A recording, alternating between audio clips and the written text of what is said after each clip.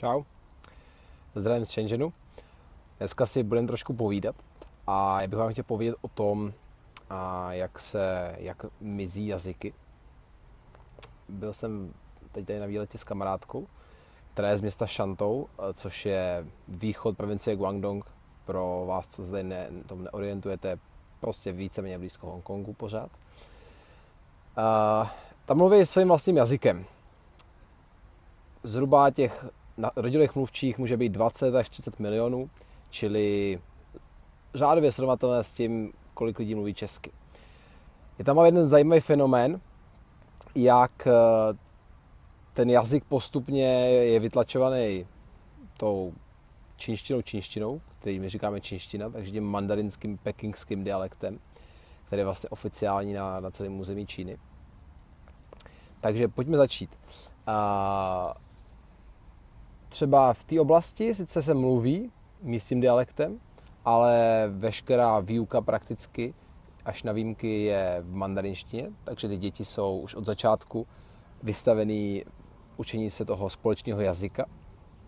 Takže mi třeba kamarádka říkala, že takový ty komplikovanější slova, nebo slova, které člověk se naučí ve škole, řekněme jako pestík, nebo vizigotové, které pak v životě už asi nikdy nepoužije, pokud nebude točit video jako já, zrovna ho to nenapadne.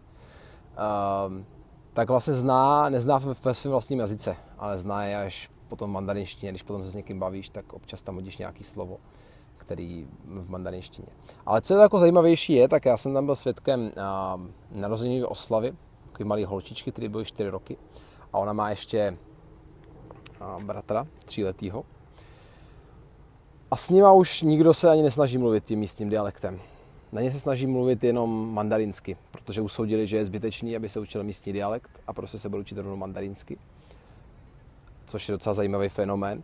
Já teda odhaduji, že vzhledem k tomu, že rodiče se pořád baví tím svým dialektem, tak to dítě to asi taky chytí. Ale dost pravděpodobně ta následující generace jejich už bude umět jenom jako všeobecnou mandarinštinu, čili jazyk Číny. Což je docela zajímavý fenomén, když to porovnám se svojí sestrou, který je 6 let, čili zhruba stejná generace, která se učí česky, nebo respektive už umí česky, dívá se na české pohádky a celou svoji výuku projde dost pravděpodobně v češtině. Možná v její době už třeba nějaké věci na výšce možná budou anglicky, těžko odhadovat, jestli to půjde tak, jak to půjde dál. Takže takový zajímavý fenomén. Já tady věcma přemýšlím, protože v tomhle jsem hodně nepatriot. Já se strašně těším na to, až v Česku česky mluvit nebudem, až budeme mluvit pravděpodobně anglicky, a nebo jestli do té doby bude nějaká jiná světová ekonomická velmoc, tak možná nějakým jiným jazykem, ale zatím to vypadá na tu angličtinu. Takže mi to přijde docela zajímavý sledovat ten proces, kdy se